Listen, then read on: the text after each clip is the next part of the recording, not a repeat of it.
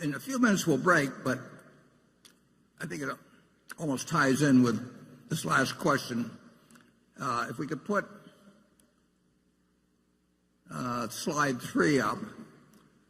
I promised, some years ago I made a wager, and I promised to report before the lunch how the wager was coming out. And I've been doing that regularly, but it seems appropriate, since it's developed this far, to point out a rather obvious lesson, which was what I hoped to drive home to some degree by offering to make the wager originally. Incidentally, when I offered to make the wager, namely that somebody could pick out 5 hedge funds and I would take the unmanaged S&P index used by Vanguard Fund, and I would bet that over a 10-year period that the unmanaged index would beat these 5 funds that were all being managed, presumably. They could pick any 5 funds that were managed by people who were charging incredible sums to people because of their supposed expertise. And fortunately, there's an organization called, or at least if you go to the internet, if you put in longbets.org, it's a terribly interesting website. You can have a lot of fun with it because people take the opposite side of various propositions that have a long tail to them and make bets as to the outcome, and then they both give each side gives their reasons. And you can go to that website and you can find bets about, what population will be doing 15 years from now, or all kinds of things. And our bet became quite famous on there. And a fellow I like, who I didn't know before this, Ted Seides, bet that he could pick out 5 hedge funds. These were funds of funds. In other words, there was one hedge fund at the top, and then that manager picked out who he thought were the best managers underneath, and then bought into these other funds in turn, so that the 5 funds of funds represent maybe 100 or 200 hedge funds underneath.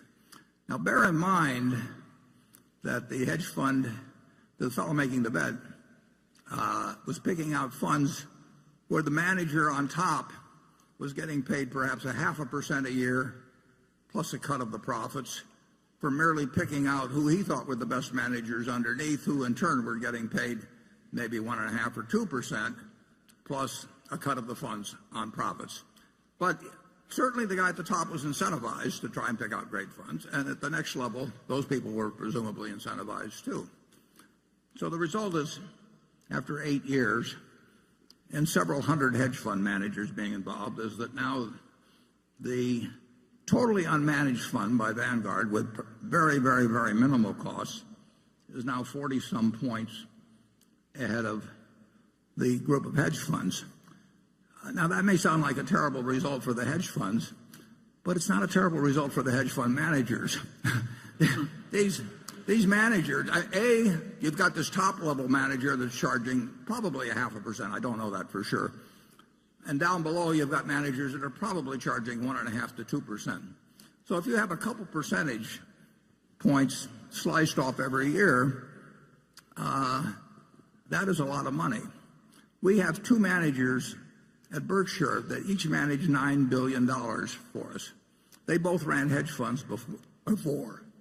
If they had a 2 and 20 arrangement with Berkshire, which is not uncommon in the hedge fund world, they would be getting $180 million each, merely for breathing annually.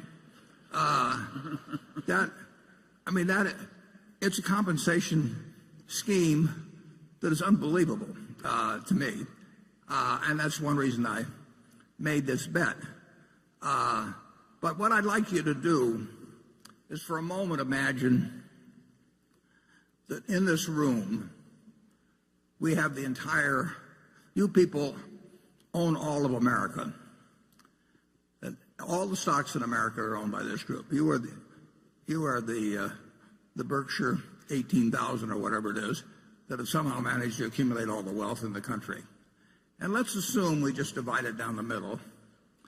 And on this side, we put half the people, half of all the investment capital in the world, and that capital is what a certain presidential candidate might call low energy.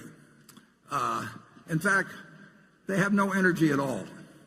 They buy half of everything that exists in the investment world, 50%, everyone on this side. And so now half of it is owned by these no energy people. They don't look at stock prices. They don't turn on business channels. They don't read the Wall Street Journal. They don't do anything. They are a slovenly group that just sits for year after year after year owning half of the country, half of America's business. Now, what's their result going to be? Their result is going to be exactly average as how American business does, because they own half of all of it. They have no expenses, no nothing. Now, what's going to happen with the other half? The other half are what we call the hyperactives. And the hyperactives, their gross result is also going to be a half, right? They can't, the whole has to be the sum of the parts here, and this group by definition can't change from its half of the ultimate investment results. This half is going to have the same gross results.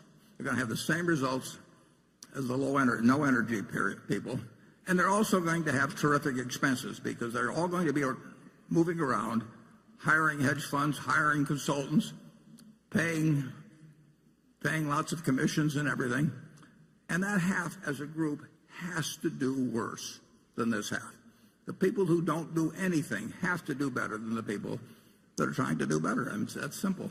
And I hoped through making this bet to actually create a little example of that. But that offer was open to anybody.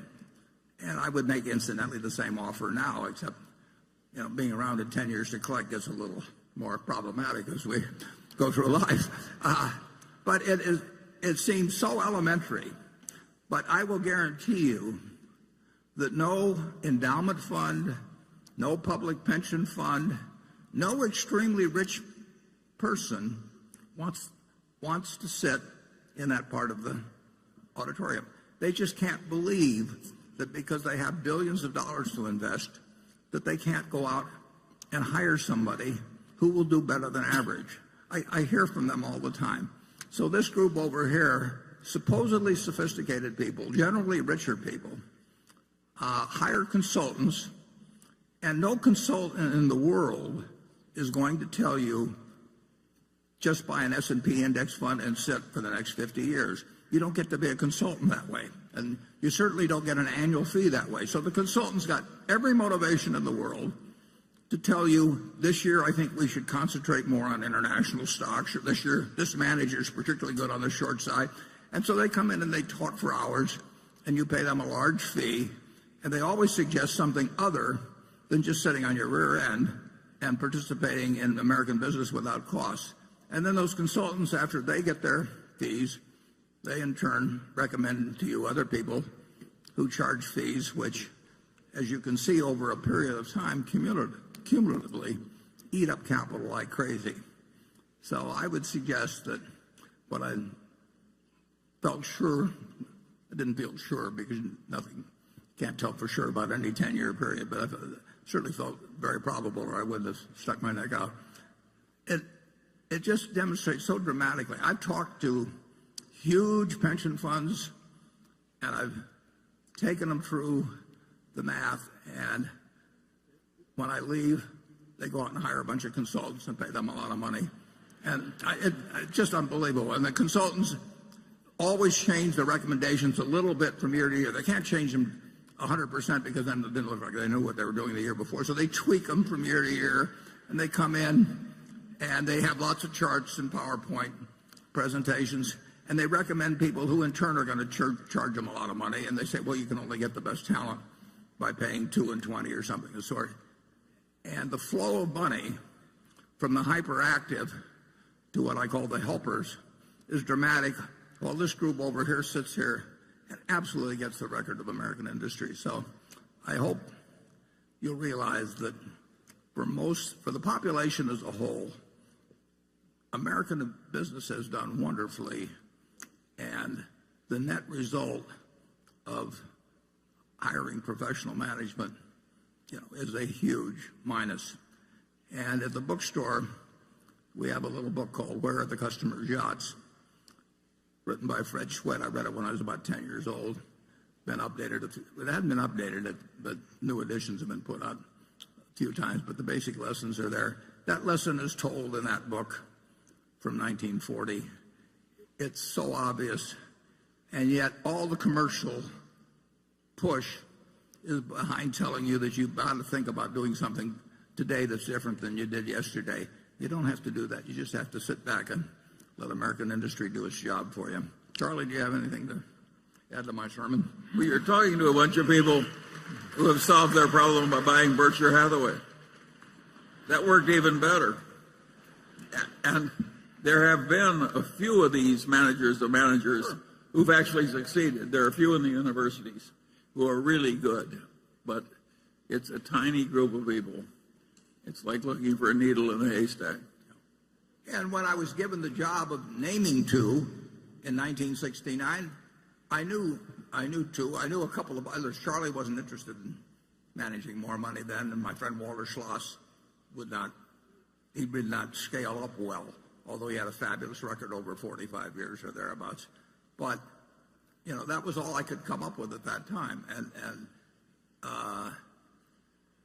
fortunately, I did have a couple, and the people who went with Sequoia Fund have been well served if they stayed for the whole period. But the people, there's been far, far, far more money made